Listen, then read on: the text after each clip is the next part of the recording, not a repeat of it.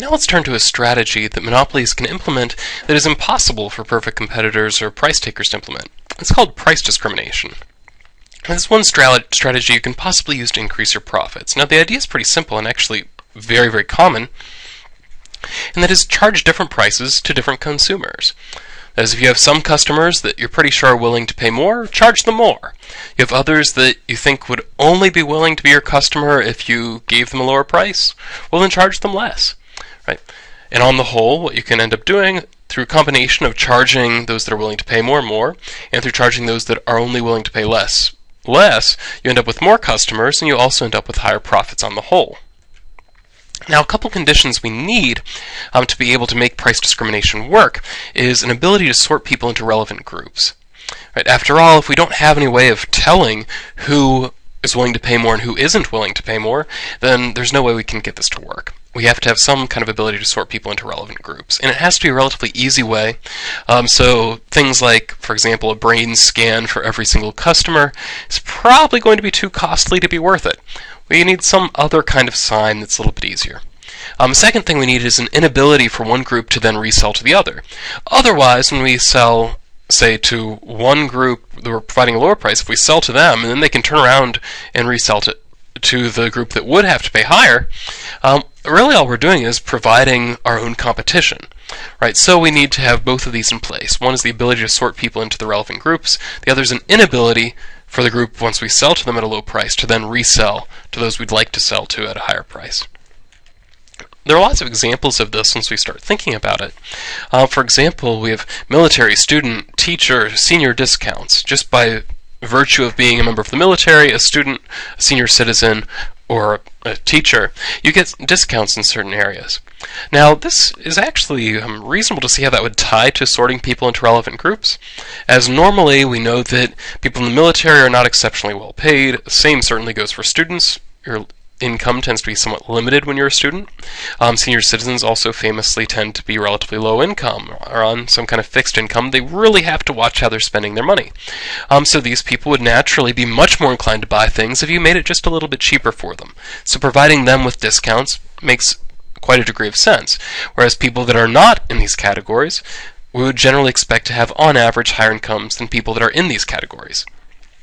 Another thing we could do is have some kind of membership, right, where you have to do something to become a member of say, a club, or even something like a lot of grocery stores have memberships, where you fill out and you have a form you fill out, you hand it to them, and now you have a card for Giant Eagle or something like that, which then you just scan it when you're shopping, and they take a bunch of money off of your groceries. Right, this type of membership discount, I guess in a more extreme case, would be something like Costco, BJ, Sam's Club, something where you actually have to pay for membership. Either way, giving a discount to a member provides us with a very easy way to sort people into different groups. Those people that find it worthwhile to pay for the membership or to fill out the paperwork to become a member are probably more interested in saving money than those that are not interested in doing those things. Coupons actually provide a very similar type of measurement and way of sorting people. People that are willing to spend a lot of time to clip coupons probably put a lot of value on saving money. That being the case, providing them with the coupons to clip makes it much more likely that they're going to buy your product. Okay, so now let's look at the effect that price discrimination can have on the profits of a corporation. So let's make this extreme. Let's look at what we call perfect price discrimination. In perfect price discrimination, we're charging each consumer exactly what they're willing to pay, neither more nor less. Right? So let's look at our example here. In this case, we have our demand curve, prices ranging from 5 all the way down to 1, with quantities then associated with that. Total fixed cost, total variable cost, this all should look very familiar. The only difference is that here we're going to use price discrimination. So think about that as you fill this out. If one person is willing to pay $5, what do we charge them? If the second person is willing to pay $4, what do we charge them? And if we're charging them that, what do we charge the first person? So think about that, make a good guess, and I'll be with you in a few seconds to check what you did. Here are the answers you should have come up with. The total revenue is really where we see the big difference. Right? Everything else is exactly the same as we had in example 1 in a previous video. So what's our total revenue doing here? If we're selling 1 unit, we're charging that person $5 for it, so our revenue is 5. If we're selling 2 units, we know that first person was willing to pay $5 for it, so we charge them 5. The second person's only willing to pay $4, so we charge them 4, for a total of 9. That third person comes along and is willing to pay $3, so we charge them 3, charge the first person 5, the second one 4. Add it up, we get 12. The fourth person is willing to pay $2, so it adds another $2 in for $14. That fifth person is only willing to buy it if we charge them only $1 and no more, so we charge them $1. So total revenue, if we're selling 5 units, is actually 15. 5 from the first, then 4, 3, 2, 1, add it all up, and you've got 15. Now this changes our marginal revenue. Rather than being, as it was in example 1 in the previous video, it was a 3, 1, negative 1, negative 3. Now our marginal revenue is actually 4, 3, 2, 1. It looks remarkably like the demand curve. And that's precisely because it is the demand curve. When we sell that additional unit, we're getting that price for it. We don't have to cut the price on the previous units, which is why marginal revenue is less than price before. So that being the case, we see now it makes sense for us to produce either 2 or 3 units of the good. Either one provides us with a profit of $3.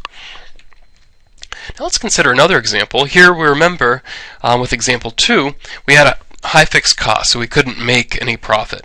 Now we notice here, it is actually possible with price discrimination for us to actually make a profit. Right? In this case, it's not huge, it's 50 cents, but making 50 cents is much better than losing 50 cents, which is what this monopoly would be stuck with if they couldn't price discriminate. So let's evaluate price discrimination then. Is it a good thing or a bad thing on the whole? Well, that's hard to say, as it very much depends on your perspective. From the business's perspective, from the perspective of the monopoly using price discrimination, it's certainly a good thing. It does, after all, increase your profits and also increases the size of your market that you can serve. So that seems like a good thing. But on the other hand, there's the size of the consumers. How are the consumers affected? Well, here we have a number of different groups we need to think about. One are those consumers that place a high value on the product. Now for them, price discrimination is bad, because they see the price that they have to pay go up. Right? So for example, this person that is willing to pay $5, the standard monopoly would only charge $4. So they see, oh, they have to pay more for exactly the same good. That's not a good thing as far as consumers are concerned. Those that place a medium value on the product are probably going to be indifferent. It'll still be available to them, they'll still pay the same price that they would have anyway. But then there's this other group of what I might call a low value consumer. That is, this is a consumer that places a relatively low value on the product. Now price discrimination makes it possible for these people to get the product at all.